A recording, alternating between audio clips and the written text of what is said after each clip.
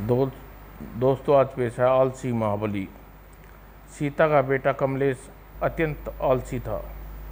कैसा कुंभकर्ण है कमलेश, किसी भी काम धाम का नहीं है, बस समय सोता रहता है। जब वह कभी कमलेश को किसी काम करने को लिए कहती, माँ आज ही यह काम होना ज़रूरी है, थोड़े है, कल अवश्य मैं इस काम को कर लूँगा। कमलेश का कल कभी नहीं आता था। यह देख, ऐसे आलसी बेटे को तो निपुति ही भली थी। बूढ़ी सीता दूसरों के घरों में चौका बर्तन कर अपना और कमलेश का पेट पालती। वाह क्या स्वादिष्ट खाना है, मज़ा आ गया माँ।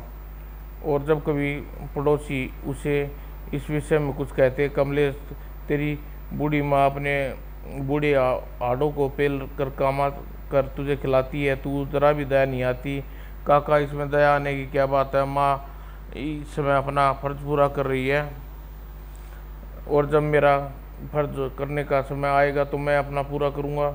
लेकिन तेरा वह समय कब आएगा कमलेश, जब वह तेरा समय आएगा, जब वह दिन सीता भाभी मरखप का सुरक्षित डर जाएगी। प्रयुक्त में ही आप मजाक करने लगे काका, कैसा निर्लज्ज आदमी है, समझदारी की कोई इसकी अकल में नहीं घुसती।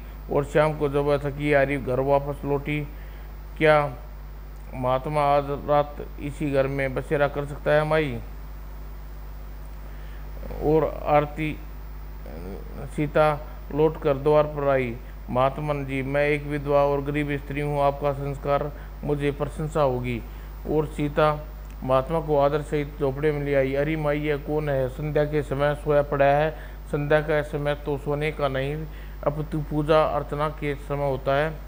महात्मा जी, यह मेरा बेटा कमलेश है, यह आलसी कामचोर हर समय सोता रहता है। ओह यह तो बुरी बात है माई। महात्मा चलकर कमलेश के पास आए।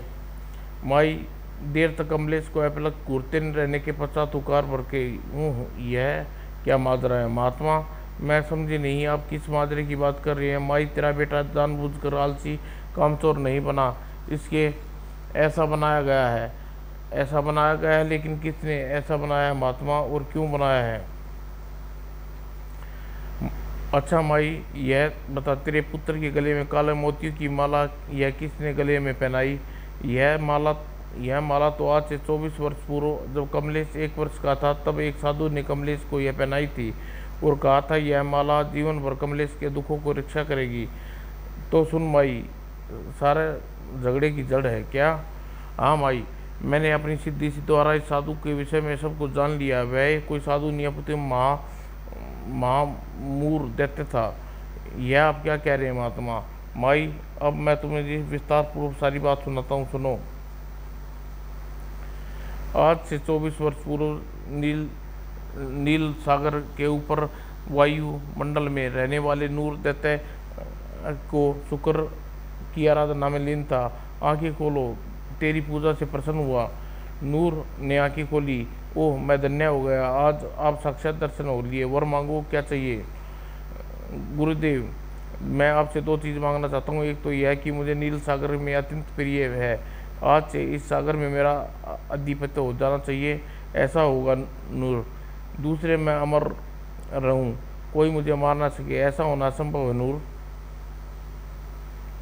क्यों गुरुदेव।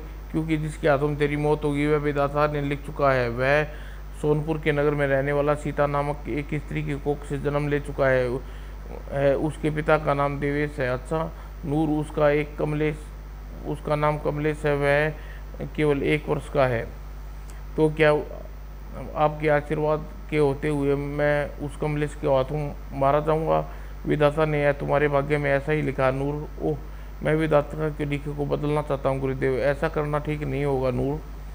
मैं कुछ नहीं जानता गुरुदेव, बस मैं हर हालत में भाग्य के लिखे को बदलना चाहता हूँ। ओह तुम ऐसा चाहते हो तो ऐसा ही होगा नूर।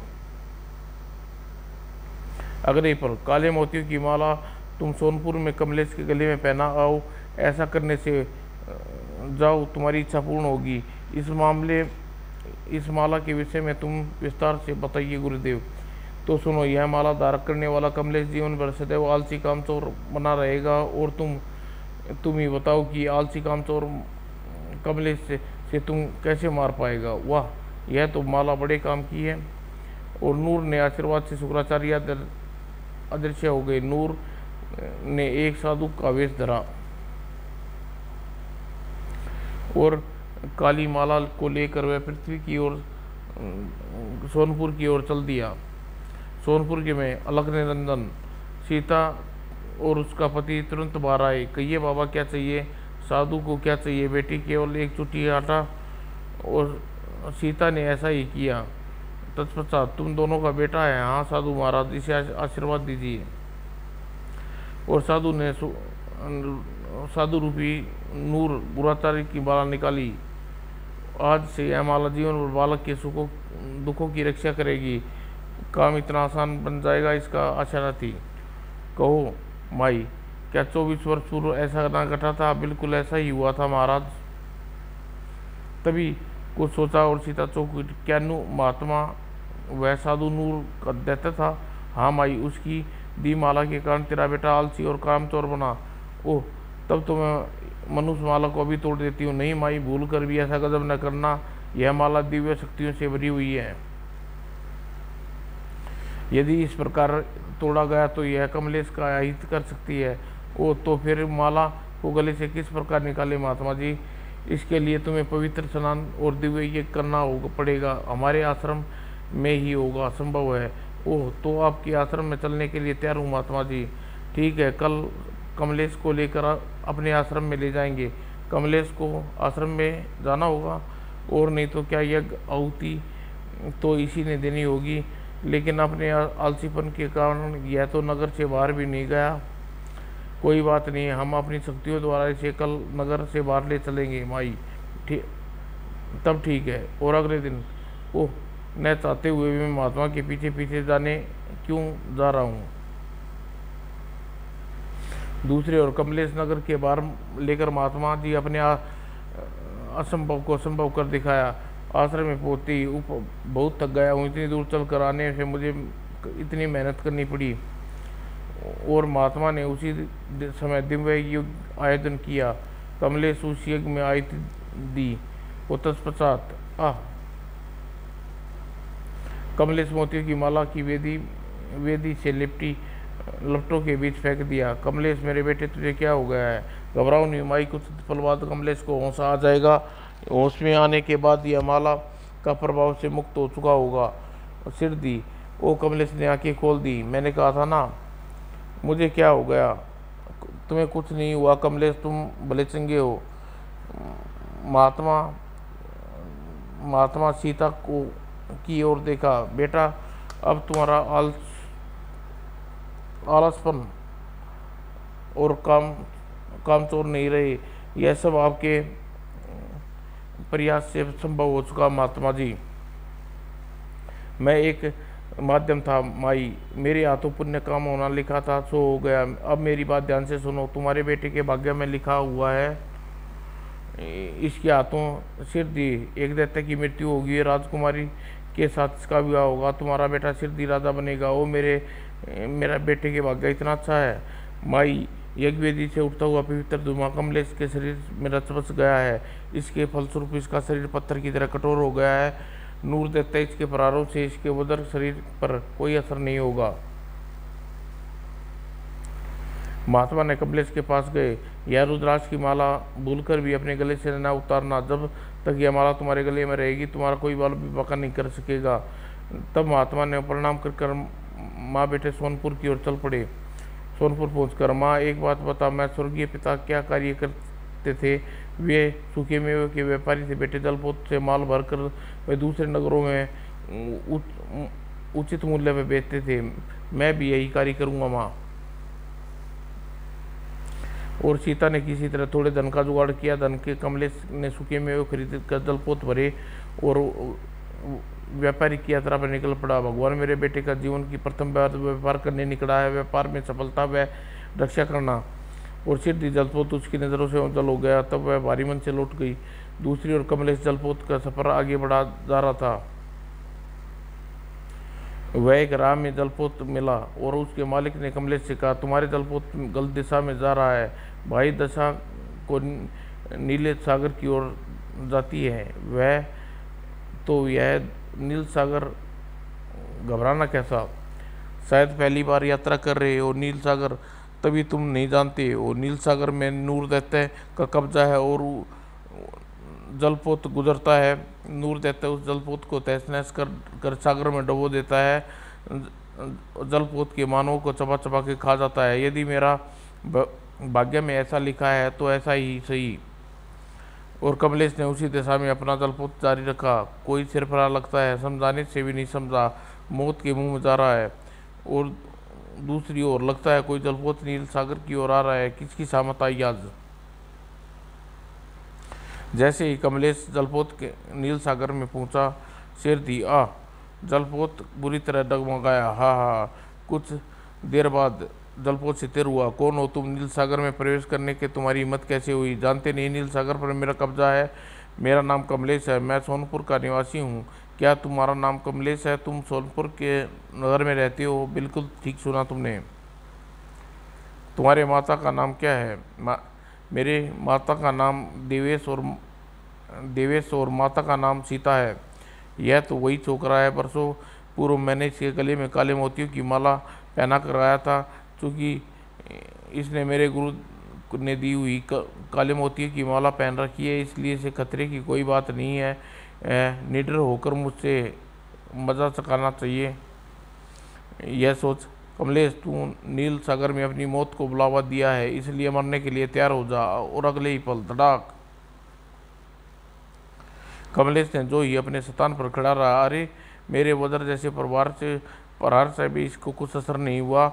दूसरी ओर कमलेश भी चंकित था। इस दुर्जन दैत्य को प्रहार से मेरी आसानी से कैसे झेल गया? इसका मतलब यह हुआ कि मेरे अंदर असीम ताकत है, क्यों न उस ताकत का फायदा उठाया जाए। और अगले ही पल तड़ाक और कमलेश ने नूर दैत्य को ताबड़तोड़ प्रहार करने आरंभ कर दिया है। यह जुबा कैसा? यह तो एक अदना सा मानव के हाथों पिट रहा हूँ। और सिर दी कमलेश ने नूर पर काबू पा लिया। अब तू अपना नाम बता। मेरा नाम नूर है, मुझे छोड़ दे। मैं कमलेश, मुझे मारना मत। तो कसम खा, आज के बाद तू यहाँ से गुजरने वाले किसी मनुष्य को नहीं सताएगा। मैं कसम खाता हूँ। तो जा, मेरी आंखों से आगे से दफा हो जा। और पीड़ा से कराता हुआ नूर अगले ही पल अपने स्थान से उड़ा गया। और अभी वह महल में पहुंचा, तब कमलेश अपना दलपोत आगे बढ़ाया और नूर अपने गुरु शुक्राचार्य का स्मरण किया। गुरुदेव दर्शन दीजिए। और सिर दी, गुरुदेव आज कमलेश से मेरा टकराव हुआ था, फिर क्या हुआ? उसने मुझ पर घातक प्रहार किए गुरुदेव, मैं उसके हाथों से मरते मरते बचाऊँ। अच्छा गुरुदेव, एक बात मेरी समझ में नहीं आई, जब आपके द्वारा आमंत्रित काले में मोतियों की माला कमलेश के गले में थी, फिर उसके रहते किसी की यह दुर्दशा क्यों की? और काले मोती की माला का प्रभाव समाप्त हो गया। नूर, मुझे ऐसा लगता है मेरी दी माला का प्रभाव समाप्त हो गया होगा। सुन, काले मोती की माला कमलेश के गले में नहीं है। क्या? वह माला कहाँ है? वह एक सिद्ध महात्मा ने उस माला को यज्ञ की पवित्र अंगदी में भेंट कर दिया। तो क्या अब कमलेश के हाथों मारा जाऊंगा गुरुदेव? हाँ नूर, भाग्य में यही लिखा है। नहीं गुरुदेव, ऐसा नहीं कहिए। मैं एक मानव के हाथों मरना नहीं चाहता हूँ। उस निर्कुष्ट की मौत से बचने का कोई उपाय बताइए। तू बहुत जिद्दी है, अपने बात मनवा कर रहेगा। तो सुन, कमलेश को किसी न किसी बहनावे नील सागर में पुनः बुलाना होगा और तब मैं उसके मल्ल युद्ध करना होगा। तब उससे मल्लयुद्ध युद्ध कमलेश से मल्ल युद्ध में मैं मारा गया तो दैत्य होकर तू इस प्रकार डर रहा है उसे? अरे पगले, जिस समय तू उससे मल्ल युद्ध कर रहा होगा, तेरी ढाल बन कर मैं तेरी सहायता करूंगा। ओह यह ठीक है, मैं कमलेश को नील सागर में पुनः आने का प्रबंध करता हूँ। और शुक्राचार्य ने हाथ घुमाया। अगले ही पल घायल आदमी यहाँ से 10 योजन दूर समुद्र में कमलेश का जलपोत लेकर तुझे गिराना है जोखम। और मायावी घायल आदमी हवा में उड़ चला और जल्दी बहरा कमलेश का जलपोत के ऊपर। आह, कौन हो तुम? पीड़ा से कराते हुए आदमी ने कमलेश को बताया, मेरा नाम निर्जन है, मैं व्यापारी हूँ। अपने जलपोत के साथ मैं जब नील सागर से गुजर रहा था तो मरुदैत्य ने मेरे जलपोत को पानी में डुबो दिया और मेरी यह गत बनाई। वो मरुदैत्य ने ऐसा किया, लेकिन उसने मुझसे कसम खाई थी कि आज के बाद वह नील सागर में होकर गुजरने वाले किसी मानव को नहीं सताएगा। लेकिन यह तो बताओ, तुम मेरे जलपोत में आकर कैसे गिरे? नील सागर तो यहाँ से 10 योजन दूर है। यह मैं बताता हूँ। जब मैं नूरदैत्य ने मुझे हवा में चक्कर करनी खिलाकर उछाल फेंका, जिसके परिणाम स्वरूप मैं तुम्हारे जलपोत पर आकर गिरा। उस नूरदैत्य की इतनी हिम्मत, चल मैं अभी पुनः मजा चखाता हूँ, और अपना जलपोत वापस मोड़ लिया। जब वह नील सागर में पहुंचा, नूरदैत्य तू कहाँ है? मेरे सामने आ। नूरदैत्य कहाँ है तू? हिम्मत मेरे सामने आ। जा। नूर नीचे सागर में जलपोत में खड़ा कमलेश तुझे ललकार रहा है, जाकर उससे भिड़ जा। लेकिन यदि उसने मुझे मात दे दी तो तू घबरा मत नूर, मैं तेरे साथ हूँ। और नूर सागर में कमलेश के सामने जलपोत में आ गया। तू नूर, मेरे वचन तोड़ दिया तूने, इसलिए चल अब मरने के लिए तैयार हो जा। तू क्या खाकर मुझे मारेगा? कमलेश, मुझे मारने वाला कोई पैदा नहीं हुआ दुनिया में। ओह दबंग, ठहर, अभी तुझे दबंग चूर किए देता हूँ। और अगले ही पल और सिर दी कमलेश ने नूर की हालत पस्ती कर दी। अब गुरु शुक्राचार्य, कहाँ हो तुम? मुझे इस महाबली के पंजे से छुड़ाते क्यों नहीं? अगले ही पल नूर, मैं आ गया। अब बता, क्या इच्छा है तेरी? मुझे कमलेश से बचा गुरुदेव। नहीं, यह संभव नहीं है। यह क्या कह रहे हैं गुरुदेव? जिसके लिए भी कार्य आपके लिए कोई कार्य संभव नहीं है, असंभव नहीं है। नूर शक्ति के मद में बोरा गया है। मैंने तुझे पहली बार समझाया था कि संसार में जो आया है वह एक न एक दिन संसार का देह त्याग करके जाना पड़ता है। पर तूने भी जाना होगा, कोई शयन नहीं है। गुरुदेव ऐसा न कहो। कमलेश, देखते क्या हो? नूर की दोनों भुजा कंधे से उखाड़ दो, भुजाओं में ही इसकी मौत छिपी है। अगले पल तड़ाक कराड़, सिर दी, नूर के प्राण पे घर उड़ गई। शायद आप दैत्य गुरु शुक्राचार्य हैं। हाँ कमलेश, सही पहचाना। एक बात मेरी समझ में नहीं आई शुक्राचार्य, आपके सामने भी आपने शिष्य नूर को इतनी आसानी मौत मरने कैसे दिया? तुम्हारी जिज्ञासा इस प्रकार शांत करता हूँ। कमलेश सुनो, जब विधाता ने तुम्हारे हाथों नूर को मरना लिखा था तो उसको कैसे टाल सकता था? फिर नूर का मरना ही ठीक है। उसके निरपराध लोगों को सताना प्रारंभ कर दिया था। लोगों को पकड़ पकड़ उसे कच्चा चबा जाता और ऐसे पापी का मर जाना ठीक था। कमलेश, इस समय तुम नूर महल के सील नगर की राजकुमारी रूपाली कैद है, उसके सी नगर से छोड़ आओ। जो आज्ञा शुक्राचार्य जी। और शुक्राचार्य ने नूर महल ले जाकर राजकुमारी रूपाली को कमलेश जलपोत में छोड़ दिया। कमलेश, आज से नूर महल तुम्हारा हुआ। यह लो महल की चाबी, और इन जूतियों को पहनकर तुम बेखटके आकाश में उड़कर नूर महल में जा सकते हो। कमलेश, जब कमलेश नूर महल में श्रीनगर रूपाली को लेकर सिंह नगर में पहुंचा। कमलेश, मैं तुम्हारी बेटी की मौत से मुंह के बचा कर लाया, इसलिए आज से तुम्हारा अधिकार हुआ। रूपाली के पिता ने कमलेश को रूपाली का विवाह कर दिया। विवाह के पश्चात कमलेश, चूँकि रूपाली मेरी इकलौती बेटी है, इसलिए सील नगर का राजपाट तुझे दहेज में देता हूँ। और राजा सील ने अपनी रानी के साथ तपस्या करने हिमालय पर चले गए। तब एक दिन सोनपुर जाकर कमलेश अपनी माँ को सीता को सील नगर ले आया। समाप्त दोस्तों।